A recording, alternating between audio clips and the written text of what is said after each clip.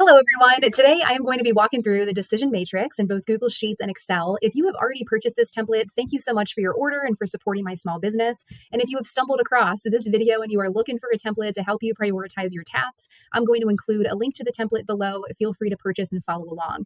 For the sake of today, I have the Google Sheets version open. If you're in Excel, that works too. Feel free to follow along in either.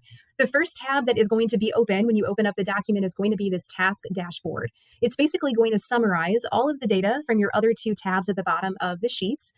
It'll tell you how many total tasks you're working on right now, your total task summaries, backlogged, not started, in progress, and completed. It'll also break out your priorities of high, medium, and low tasks.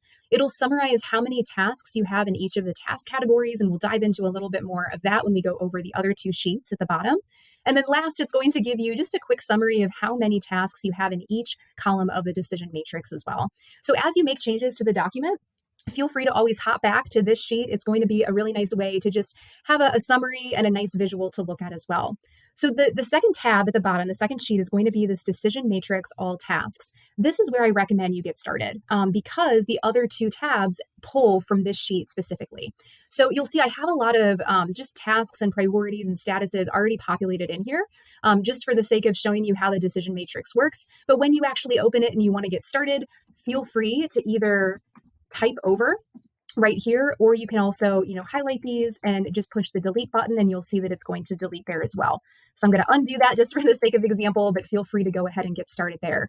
As you type in a task name, you want to assign a priority to it. So you're going to be able to choose from high, medium, or low. And then you also want to assign a status, whether it's backlogged, not started, in progress, or completed. And then last, you also have task categories to choose from. I included task categories across your entire life, whether it's business, finance, health, house, personal, relationships, spiritual, or work. And this is going to be a really great way to track everything that you have going on in your life in one matrix right here to really identify what do you need to do now, schedule, delegate, ask for help, all of those sorts of things. So what's really neat is as you change the priority and the status columns, you're going to see the decision matrix automatically changes as well. So just as an example here, if I change the priority from low to high, you're going to see it automatically moved it from this delegate column to the do it now column. And then if I change the status from not started to completed, you're going to see it automatically moves to completed as well. So just to give you a little bit of background around how the decision matrix works, the completed column is going to be anything with a status of completed. It's going to automatically add to that column. The do it now column is going to be a status other than completed. So it could be backlog, not started, or in progress. However, it's only going to pull high priorities. So anything with a high priority and a status other than completed is going to be in this do it now column. Schedule for later is going to be a status other than completed, but the priority is going to be medium. So if you change it to medium and if you change it to not started, you're going to see it show up in this schedule for later column. And then the first column, the delegate or ask for help, is again going to be a status of anything but completed, and then it's going to be a low priority. So it'll kind of move over here in terms of, you can reach out to someone else to ask them for help, or you're just going to, delegate it to someone as well.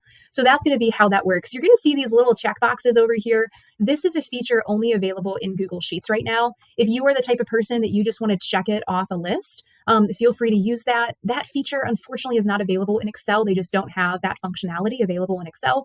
But again, if you're in Google Sheets, feel free to use that. The last thing is going to be the task category. So this tab right here that you see, it says all tasks. This is going to show you tasks in all areas of your life. However, if you just want to have a decision matrix for each task category, that's going to be where this last sheet at the bottom comes in. So go ahead and click on the third tab at the bottom. Couple things to note about this tab is all of the information is going to automatically pull in from this all tasks. So you'll see when we type a task name as an example, it automatically pulled in over here, as well as the changed priority that we did and the changed status, and it'll also pull in the business category too. So if you have any changes to your tasks, feel free to make them on the second tab, and then everything is going to reflect here. And what's really nice is you're going to see at the top, you have a dropdown on here. So you're going to be able to change the dropdown, and then it automatically is going to be able to update the decision matrix based on the task category that you have over here as well. So this is a really nice way just to view tasks that are specific to a certain area of your life.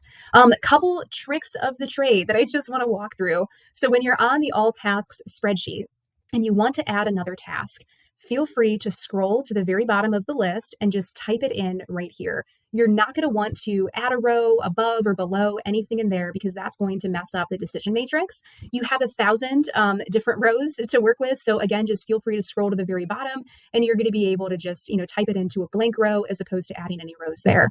The same thing applies to the task category because everything pulls from the all tasks sheet. And then you'll see on the very right, this area over here, don't delete this section. It's just going to be just automatic calculations that populate the dashboard and some of the other sheets as well.